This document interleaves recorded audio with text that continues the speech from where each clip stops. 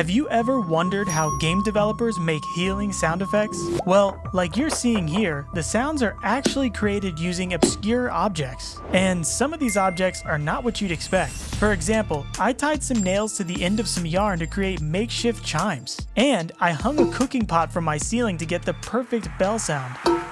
But the magic really happens inside the DAW, or Digital Audio Workstation. It's here where we can turn the sounds we recorded into this.